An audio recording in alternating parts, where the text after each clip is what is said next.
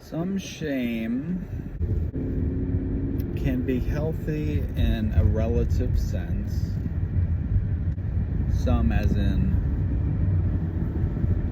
a quantity, and for an end which is wholesome.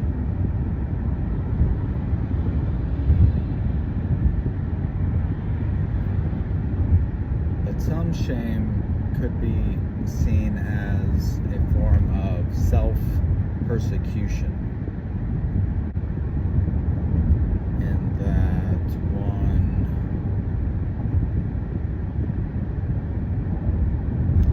creates a standard or expectation which is for the accomplishing of ends which are not wholesome, or which are not valid requirements for having a clean conscience. A clean conscience is not necessarily a wholesome state of affairs, as a conscience which is clean or otherwise is merely a set of relative standards which are taken from others, generally those who have brought one up. And pride, the other side of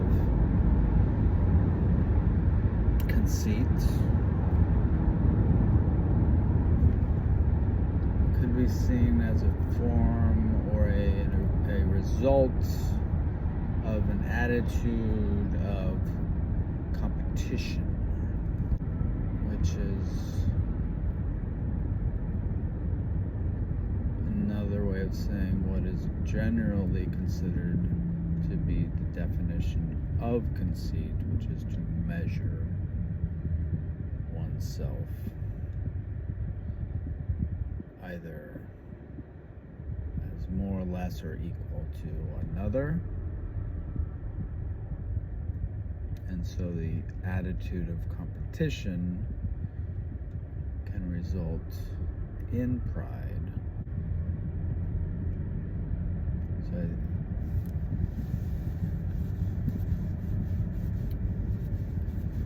the competition attitude would be coming out of the conceit, coming out of that center of that dichotomy. And pride would be one of the results.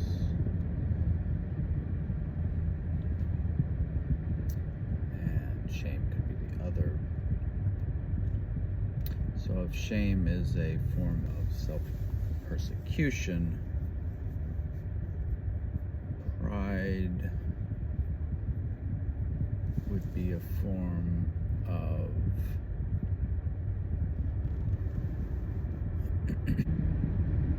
other than self-delusion. It would be a form of,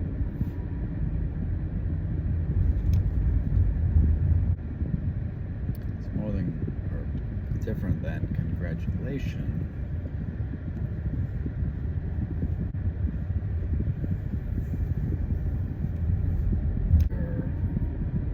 Yourself that you've met the standard or exceeded it, and therefore yourself is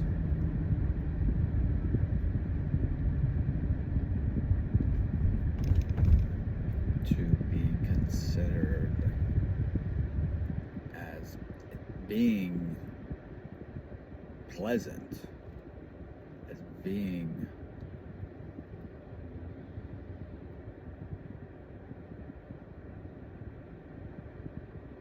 preferable in the measurement.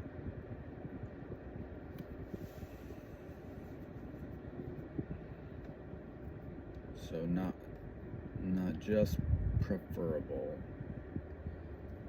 to one who meets the standard and doesn't exceed it or doesn't meet it.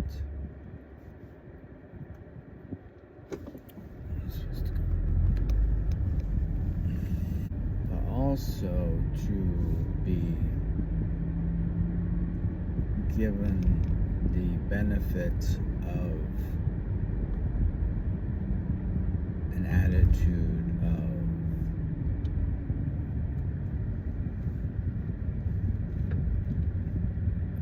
appropriateness and welcoming, and to be seen as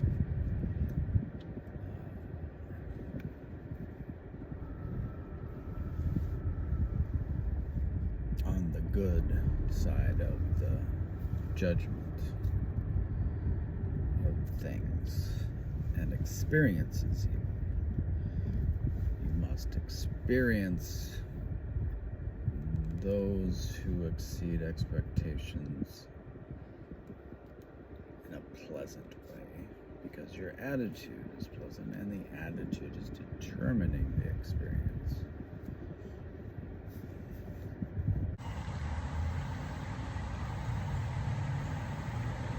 If the causes and conditions and activity of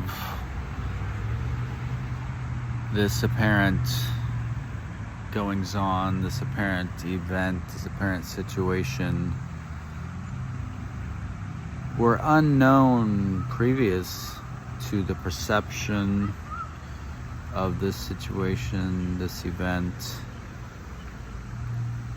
how is it that this event now is not also unknown? What makes this event different from that event? I got out of the car, I had a few things in my hand, I let the door swing with gravity and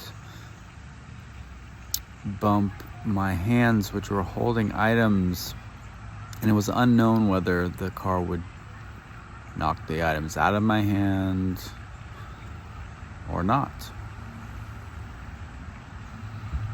It did not. So the outcome was unknown. But why is this also not unknown?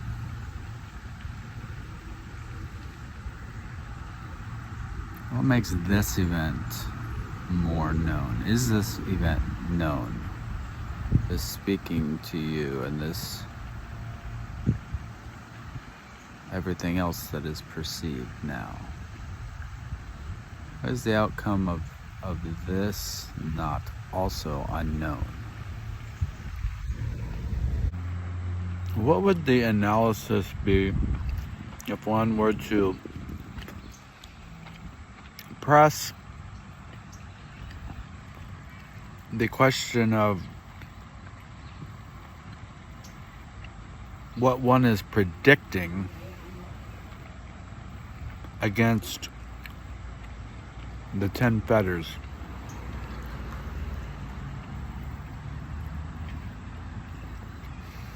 And that which is released when the fetter is released.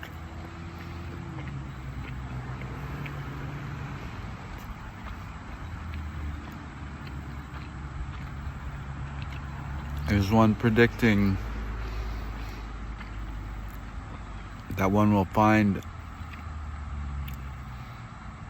oneself, one's personality? Is one predicting that the ultimate experience, the nibbana, will come from some ritual, some rite? Is one predicting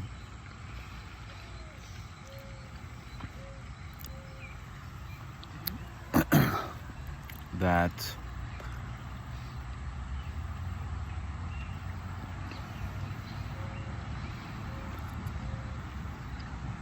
some other path will lead to the final goal other than that specified by the Buddha. Is one predicting that sensual pleasure will what? Is one predicting about sensual pleasure? Is one predicting that it will satisfy? Is one predicting that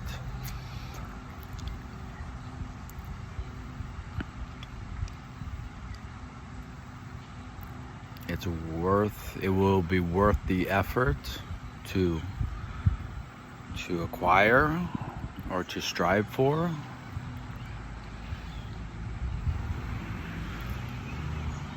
Is one predicting that when that which is hated or which one is averse to is no longer present, one will be satisfied, or one will gain, or one will no longer have discomfort?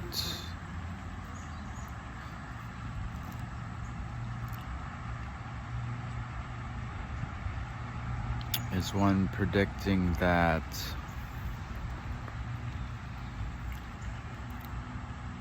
oneself will be enough to satisfy? One's sense of being an entity will quench the desire of the heart, will quench the sense of dissatisfactoriness. Is one predicting that within thoughts of self, within constructions relating to self, release will be found?